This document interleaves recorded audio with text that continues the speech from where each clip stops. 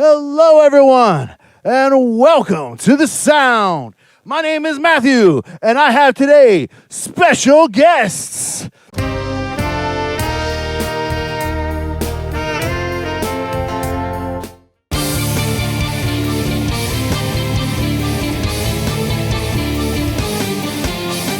With me today, I have Evelyn Holland. Evelyn is an awesome singer-songwriter. She is playing in music with Keys of Solomon. Hello and welcome to the show, Evelyn. Hi, it's probably about my 50th or so panel. It's I've been enjoying it the past couple months. All right, and look at you, Kyle. You've got your display in the back digital, man. Cool. Yeah. A little bit more contrast maybe next time, but I can almost read it says Kyle Walls. Yeah, how you doing? Well, all right. Yeah, actually, I used that live. I made that. It has when it rotates colors. I don't know. Cool. On my screen, it just went through some contrast, but it'll be brighter, and then as it changes, it's easier to read and stuff. But yeah, live that always gets some attention. Yeah, excellent, man. Excellent. And so, with my brother and sister here, we're going to have some good reactions today because The Sound Live is the show where we do music reactions and we share songs that we love. And also, you guys get a pick. That's right. Every episode of The Sound is a crowd pick that's picked by popular demand. We saved the best for last. Isyana Sarasvati is this Indonesian singer with incredible music background, classical opera, rock metal, just incredible writer, a director, and it seems like even arranger. She is just one of these rare talents that The Sound and the wonderful support from that you guys all give with your comments and your suggestions, and this has been suggested over and over and over. We are over 100 now to get on the show. You have to be mentioned 100 times, and I don't mean like just put it the same over and over on the same video. Like you got to go to multiple videos. Okay, you can't just spam on the same. It doesn't just only counts as one. Anyway, LEXICOUSTIC. We watched episode 1. Okay. So, yeah, no, I was there. Okay, so you have somewhat of an idea what to expect. This is a song that I've never heard before, and my second time hearing this particular. We're just going in order. We're going to do episode 1, then episode 2, and so on. We're gonna do them all because you guys keep requesting it. You keep mashing the like button, and you keep going to patreon.com/Matthew's Music Lesson Studio and supporting the channel and requesting it on there and getting it even quicker. Kyle, you have heard Isyana, though, so why don't you tell everybody about the couple times that I introduced you to Isyana? Yeah, it was just the one time, and anybody that watches me knows I can't remember the name of stuff, so I don't recall the name of it. But yeah, we did a month or two back, so it's been a while. But just the one time. Cool. Well, I mean, I'm really excited to do this. Totally. So. Anything else you guys want to say? Eve, anything else you want to say before we start? I'm expecting good things. All right, me too. So, without further ado, Musicians Panel reacts to Isyana Sarasvati and the Tuttis, LEXICOUSTIC, Episode 2, Pendekar Cahaya. Here we go!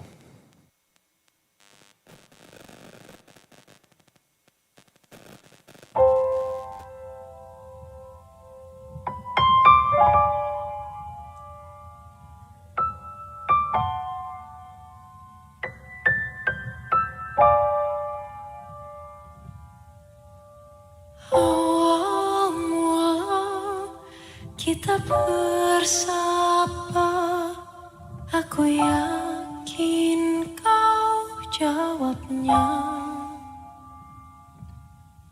Terasa dekat, walau kali pertama bertatap mata. Lika-liku telah kita lewati bersama hingga hari dia.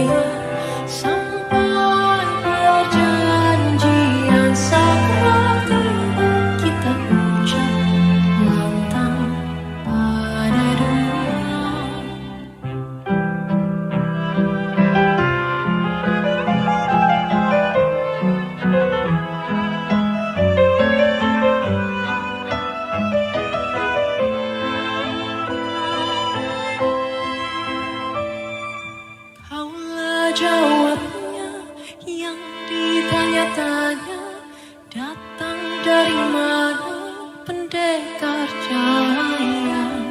Kaulah jawabnya yang ditanya-tanya, datang dari mana pendekar cahaya?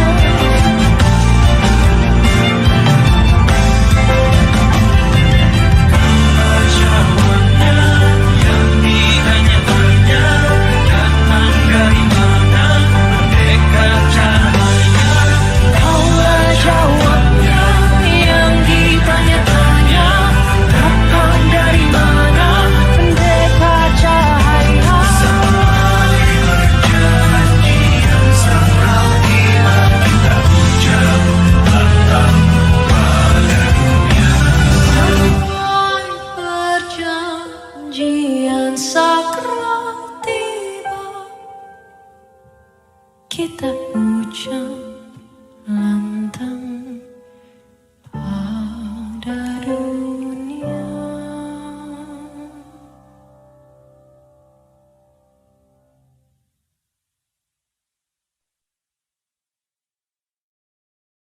Wonderful. It was the quieter. It was like the quieter cousin of the last one reacted to. Yeah. It was so nice. Her voice is just so beautiful. I don't understand a word she's saying, but it's touching my heart, you know? Nor do I. It's just that song I like how, you know, it started off so mellow and pretty and like just, you know, so high. And then it had these like little classy strings come in, you know, and then she started into that cool 3/4 thing that was neat, you know, it was really classical, felt like to me. And then, you know, it just started building and building and building and building. It was so cool. And then there was all the background vocals and everybody was doing their texture. And the sound is just so incredibly well mixed. And this group is incredibly well rehearsed. I mean, it was just so clean and like, I don't know how many takes they did to do that, but I didn't see or hear any edits. It appears like that group performed that entire song in one take, and a lot of Isyana fans are gonna be like, duh. Well, I'm just letting you know that I noticed that.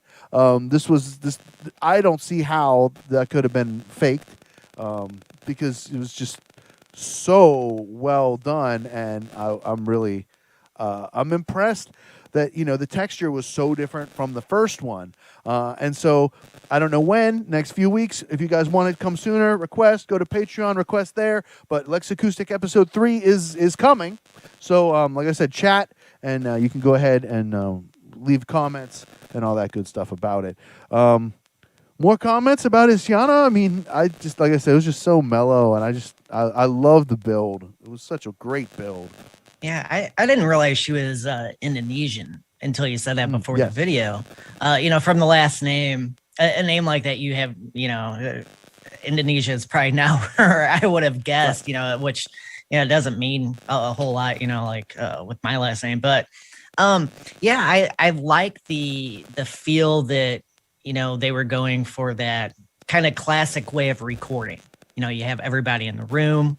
The production was phenomenal. The miking on that piano was fantastic. That was a superb piano sound. I was kind of curious with the two guitars. You know, it's like, well, and I noticed I didn't really hear them. I mean, and that's not necessarily a criticism. You know, they might have just been part of the group for the other parts.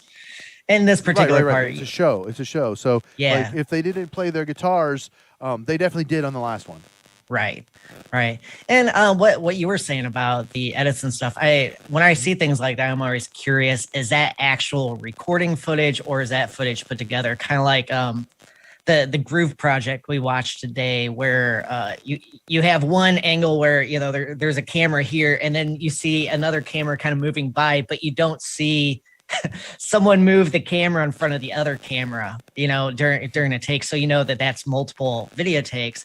When I was watching this, I kind of was more interested in just the overall vibe of the music instead of thinking, oh, is this a video? I mean, it popped in my head, but I didn't, it wasn't that, captivating of a thought. I was more interested in listening than watching and going, is this a different camera take or something like that, I really enjoyed it.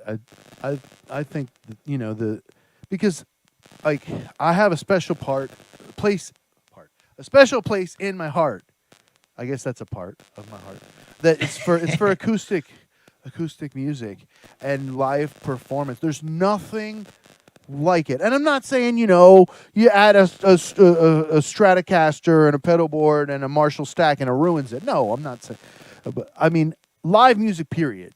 But like on top of that, like with the stage of live music being like, the ultimate for me, acoustic is like on top of that. Like I remember, like I didn't really care for Nirvana at all until I heard them on MTV Unplugged, and that was like the best I ever heard Nirvana sound. People can argue with me and say, oh no, blah blah blah, but to my ears, right, in my opinion, when they played acoustic, that gave me something to miss when Kurt Cobain passed away. You know what I mean? That MTV Unplugged. I felt like I just love acoustic stuff. Yeah. I mean, it's almost like I get what you're saying. It's almost blasphemous to say I like to unplug, but nothing else.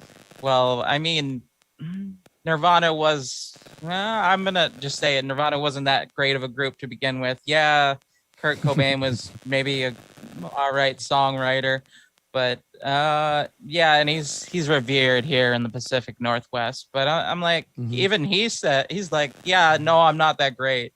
I just stole from this person and I stole from that person, like blatantly obvious and blatantly upfront about it, which I appreciate it, but it's like, yeah, I don't know. There was better group in the grunge scene in the 90s. Yeah. I was more of a Chris Cornell guy than Cobain personally, but whatever, Me too. What do you think, Soundgarden is a better group. Yeah, I was more into the East Coast kind of punk or avant punk scene, like I always pronounce it wrong, Fugazi. I always hear people say Fugazi instead. But Ian MacKaye and like Nation Ulysses. I'm trying to think, Rorschach, which Eve, you might dig Rorschach. They were kind of like Rorschach.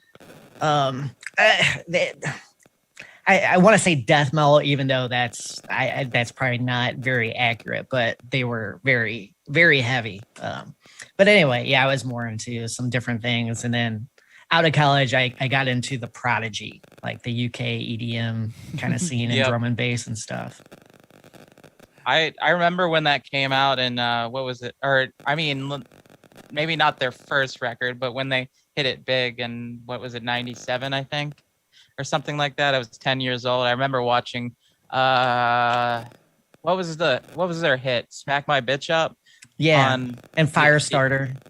Yeah, it was those two. Yeah, I remember seeing those videos on MTV when MTV still played fucking music. Like, right? Why do you call it MTV? Like, that's a whole separate discussion. Like, change it. Like, fucking A. It pisses me off so much. Yeah, that's funny. Oh, and okay, and just because people leave comments like this for me, anyone that's a Sarasvati fan and are thinking, oh my gosh, you guys aren't even talking about her. Imagine the inspiration that us here in this live stream have to be inspired to have this conversation based on her music, that says a whole lot too, you know. So because I know people always get on me for tangents and comments. It's like, but I loved it so much. It inspired creativity in me. Sorry, you know. I mean, that's what it's all about. I'm not apologetic. Yeah. So back to I'm sarcastically that's why I'm a apologetic. bitch. Right on. Well, back to Isyana Sarasvati. Okay. I wanted to talk to you, Kyle, and Eve. To a point that we were talking about with the idea of having like a world's greatest singer competition show or a series of shows.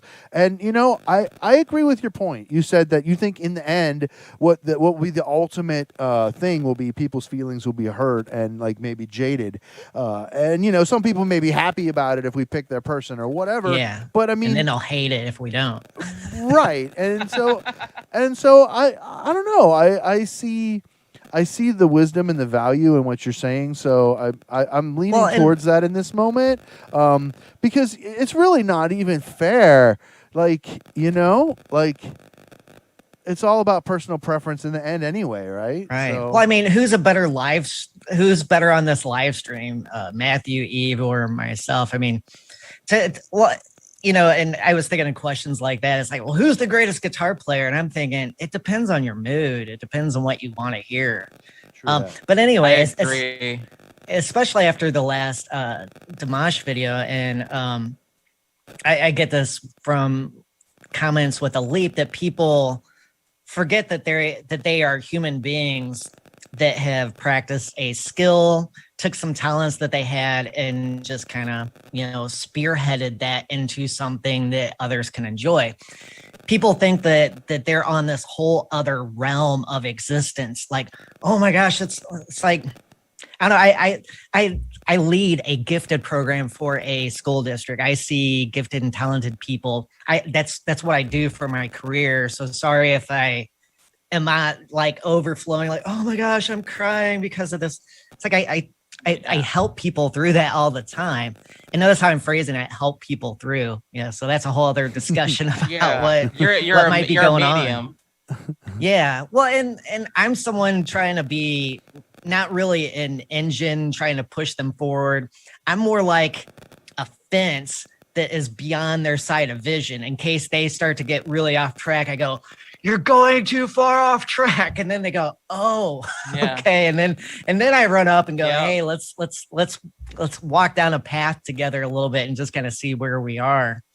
But back to the singer idea, I was thinking, people start to elevate, and like Kurt Cobain too, because at the time, all the marketing for grunge and Nirvana just happened to hit at the right time to propel him above where he was, and that obviously messed with him to a deep extent. But I always feel like I'm offending people that look at these musicians like, oh, they have a gift from God, they're doing this, they're blessing us with their voice, they're taking us to and it has this whole religious context. In today's world, that gets very tricky waters to navigate sometimes. But I was also thinking too, I do like the idea, and I wonder if maybe we could put together some sort of metric, because it wouldn't be fair to, compare people on different songs, different performances, if it's studio versus live, this song versus that song. They have other songs with a different range, different dynamic qualities. There's so many moving pieces, but maybe if we had a simple metric, and say, hey, on this particular song, we heard these pieces and we put that together. That seems to be a way that, it's not like, oh, Kyle doesn't like Dimash. Kyle is bad, and we start to, or for any one of us, with any other artist. That was just an example. I like Dimash, by the way. I enjoy how he performs. The whole idea of a singer having a range that's limited to a couple of octaves, it's pretty prevalent, maybe even 3 or 4 octaves. But then you get some of these outstanding young people, and I mean older ones that taught them. There's a whole rabbit hole of singers that people suggest. That started with Diana Ankudinova, and then Dimash Kudaibergen. I'm working really hard on saying their names. I hope you guys appreciate it. Just like I'm working really hard on saying Tarima Kasi for all of my Alipers, right? So I really appreciate y'all, and it's like. I don't only want to feed you guys things that I think you're gonna like, but at the same time, I don't want to feed you something that is gonna give you a bunch of flack on your channel. I'll be like, why are you reacting to that? You seem like you're threatened by him, or you don't seem to like this guy or whatever. But like honestly, Isyana she is kind of angelic to me. I'm not trying to say she's superhuman or anything, but like. She's just so in love. She's so present when she's performing. She's so there, giving 100%, like not one distracted thought. And to be honest, she has to be. Not only is she the star and accompanying herself, but she's leading the entire freaking group. I see her doing cues. She does cues with her freaking head. She just cues with her elbow. I'll see. Seriously, she's also Lady Gaga actively does that. Conducting. Yeah. Some young just do that. It's kind of or I feel like it's a rare ability to be able to just do this, and just like people pick up on that body language. It does that. Well, it can be learned. You can be trained to do that. But she just does it so naturally while she's singing live and performing on the piano, and she's just the complete package. So I honestly don't think to enter her into a world's greatest singer competition is really fair to her, because she's so much more than a singer. And she's a composer. Right? We'll enter in a world's greatest composer composition. You know what I'm saying? And the same thing with Dimash. He also plays 8 different instruments supposedly. Accompanying himself is not an issue, obviously, right? So in a way, putting him in that is also not fair. He at least co-wrote that Unforgettable Day song, when he's 19 or something. For crying out loud. These people, and so, it's hard when we're listening to people at this super high level caliber, it's just the bar keeps getting higher and higher and higher. Well, and it seems that people that don't play music or haven't studied music or got into it, their perception of what is good or great is entirely different than someone that like me that plays music a lot. I write a lot, I perform a lot, things like that. And again, like you were saying, when it comes to commentary, when we can, criticize or have comments on somebody, it's not that we think we're better or anything like that, Mm-hmm. It's just we have an ear that is more experienced and can pick up on different details that other people can't, kind of like the video of Ali earlier, something I didn't think of till we went on to a different video. People that don't know singers think that if you are loud, you're a good singer. And I've seen this countless times in different venues, especially at school. The person that is loud and they don't have to be that good, they get the solo, they get the big part, they get this or that. Now the teacher might know, hey, they're pitchy, I'm trying to work with it. But everyone else puts those people up on a level because they don't know the details. They don't know the behind the scenes part. They don't know the inner workings. And things like that are always fascinating too, because I don't know, it might be interesting if maybe anybody in the chat room or commenters that watch this like this idea, let us know if you don't know music, if you don't know, if you yourself don't sing, how would you evaluate a singer? What are things you look for? Because talking about Dimash and Isyana, I have a guitar with 24 frets. That means it has a bigger range than a guitar I have with 21 frets. Is the guitar with 24 frets inherently better? There you go. Know what I mean? Yeah. See, that's an important point. That's an important point. Yeah. We got new ways to support the channel. Exclusive weekly bonus content on Patreon. Patreon.com/Matthews Music Lesson Studio. We've got liberapay.com/Matthews Music, where you can donate weekly, and it's a non-profit, so I get the most money there as far as them taking no fees. Definitely, you can buy me a coffee right now. Buymeacoffee.com/Matthews Music. And also Venmo. Send me a tip on Venmo at Matthews Music. I really appreciate you guys. And go ahead and please Right now. subscribe to all these guys' channels. Subscribe to Eve's channel. Subscribe to Kyle's channel. Make sure you mash that like button. Okay. Hey, here's an idea too. Thinking about what you said earlier, people use Spotify. Look us all up on Spotify. Make a playlist. Yeah. You talked about Kilometro One. Mm-hmm. Help musicians out because you get handful of people, a couple handfuls of people that do that a few times a week. That does start to help after a while.